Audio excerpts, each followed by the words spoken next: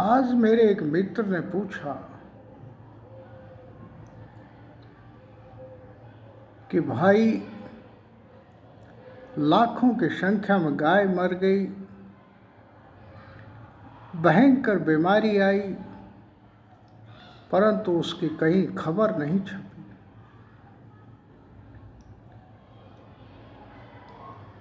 किसी मीडिया में, किसी टेलीविज़न में इस बीमारी का कोई उल्लेख नहीं किया गया और इसके उपचार के उपायों के बारे में कुछ नहीं बताया गया। मैंने कहा भाई, वो दर्द से तड़पती हुई गौ माताएं मैंने भी देखी हैं। मेरे घर में भी एक गाय थी, भगवान की दया से देसी दवाइयों से उसको बचा ले गई।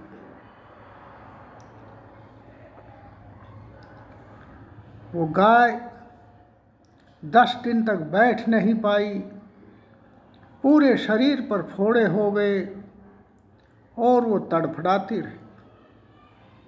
हमारे आंसू आते रहे, परंतु हम करते भी क्या।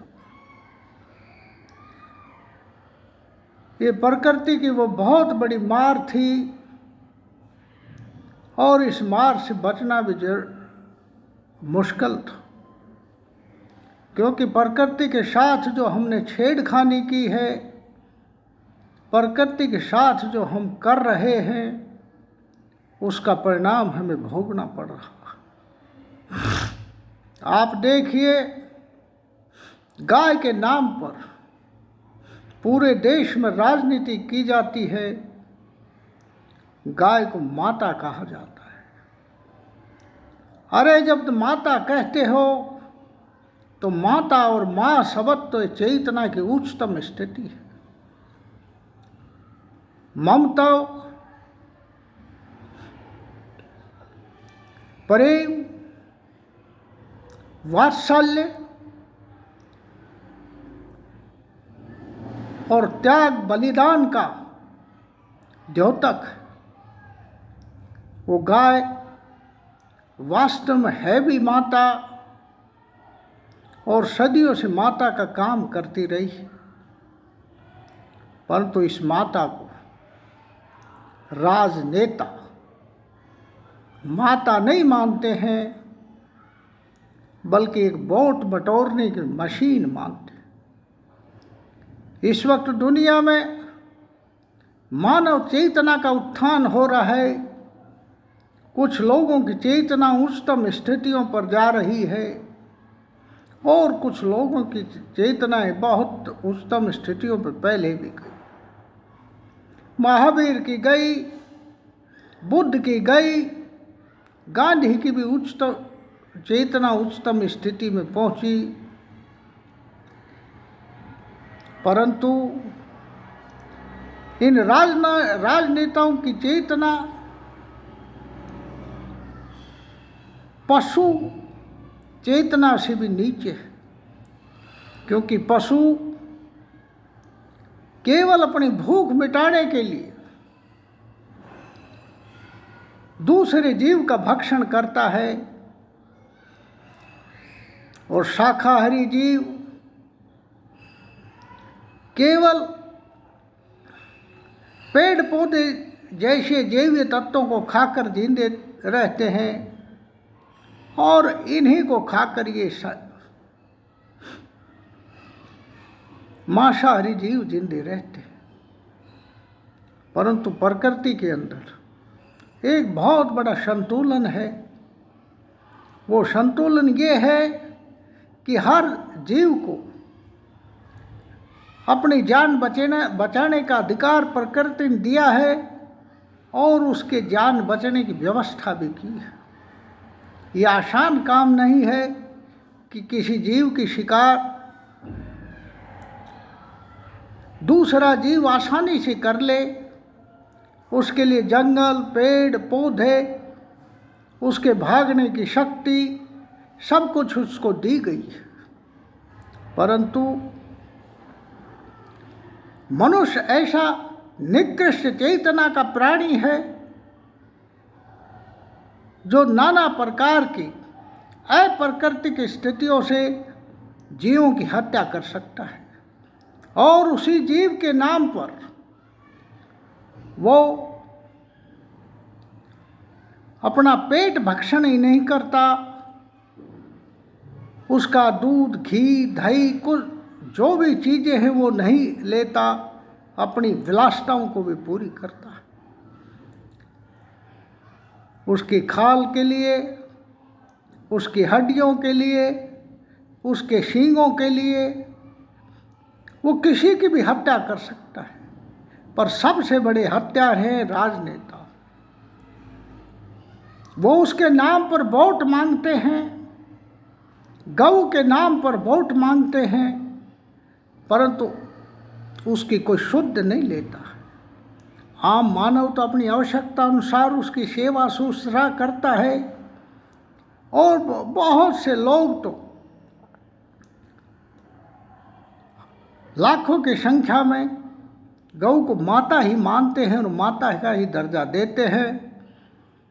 जब इस भयंकर बीमारी को फैल रही थी तो हजारों लोगों की आंखें डबडबा रही थी, वो रो रहे थे, वो दुखी थे, परंतु कुछ नहीं कर सकते थे।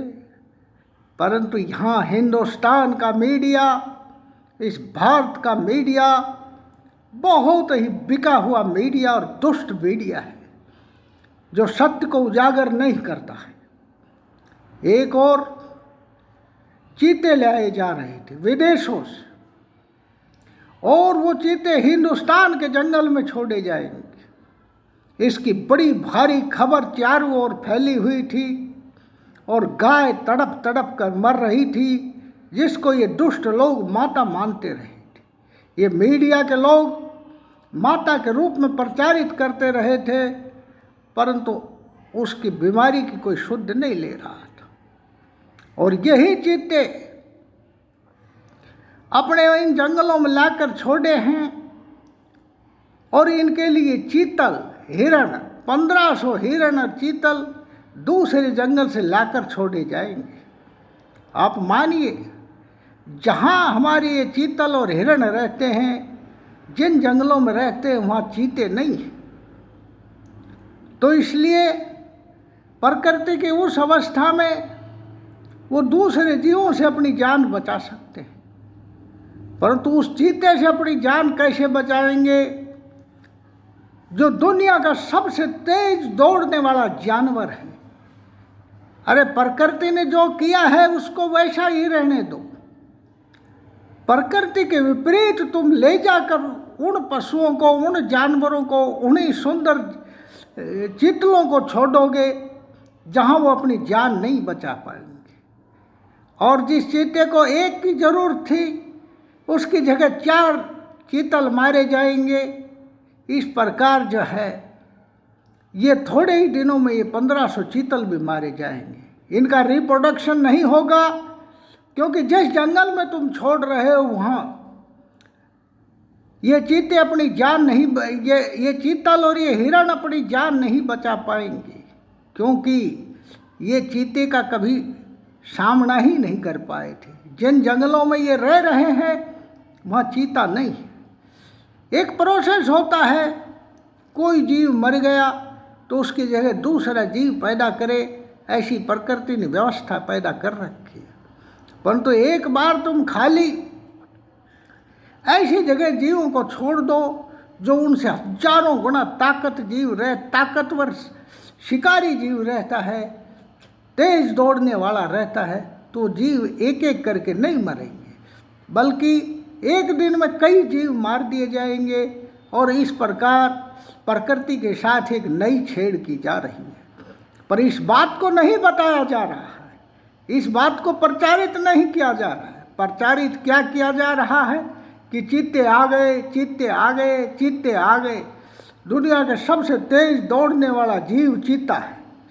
देखिए, ये मानव मस्तिष्क, राजनेताओं के मस्तिष्क मीडिया के भांडों के मस्तिष्क की उपज है कि तुम दुनिया के सबसे तेज दौड़ने वाले जीव की बड़ाई कर रहे हो, शिकारी की बड़ाई कर रहे हो, शिकारी की प्रशंसा कर रहे हो। इसका मतलब क्या है? इसका मतलब ये है कि सीधा सा आपके दिमाग में एक खुराफात छा रही है, और वो खुराफात है कि गरीब गुरबों निरीह लोग जो दुनिया में देश हैं, गरीब गुरबे निरीह लोग हैं, उन पर राज करने की एक प्रकार की वो सोच है जो दूसरों को, कमज़ोर लोगों को जीतने की, उनको मारने की, उनको तड़फाने की। जो लोग इन शिकारी चीतों की बड़ाई करेंगे, उनकी मेंटलिटी ये है कि कमज़ोर के ऊपर कैसे हावी हुआ जाए और कमज़ोर का कैसे शिकार किया जाए। राष्ट्र लेवल और राजनीति के लेवल पर भी ये हम सोचें तो सत्य में ये ऐसी भाषा है जो भाषा तानाशाही को जन्म देती है, और जो भाषा जिस प्रकार सेकेंड वर्ल्ड वार और फर्स्ट वर्ल्ड वार हुए, और जिस प्रकार दुनिया में युद्ध हुए, उस प्रकार ये वॉरियर मेंटेलिटी, वार मेंटेलिटी को जन्म देती है, एक युद्ध पिपासा को जन्म देती है। इसलिए मैं कहता हूँ कि एक बार सोचो, तुम निरीह प्राणियों को इनके सामने डालोगे, और ऐसे प्राणी जो जीवन सदियों से तुम्हारी सेवा कर रहे हैं, वो तड़प तड़प कर मर रहे हैं, उनके लिए आप कुछ भी नहीं कर पा रहे, कुछ भी बचाव का कार्य नहीं कर पा रहे। इसलिए मेरी सोच ये है कि इस प्रकृति को वैसे ही रहने दिया जाए जिस प्रकार प्रकृति ने है, और इसके इकोलॉजिकल बैलेंस, परिस्थितिकी संतुलन से छेड़छाड़ नहीं की जाए। नहीं छेड़छाड़ करोगे तो तुम्हें भी कोरोना और दूसरी भयंकर बीमारियों का सामना करना पड़ेगा, और तुम क्या बाट देख रहे हो, दुनिया और प्रकृति को जीत लोगे। अरे मैं तो कहता हूँ कि एक दिन ऐसा आएगा तुम तड़प तड़प कर मरोगे जिस प्रकार ये गाय मर रही है। ये बात कहकर मैं अपनी बात को विराम देता हूँ, और मैं सोचता हूँ कि मैं मेरा संदेश दे पाया हूँ। इस संदेश को प्रसारित और प्रचारित किया जाए, और आपको अच्छा लगे तो मेरी इस चैनल फ्लो ऑफ थॉट्स को सब्सक्राइब करें, ताकि भविष्य में भी मैं कोई सही संदेश आप लोगों को देता रहूं। धन्यवाद, थैंक्स।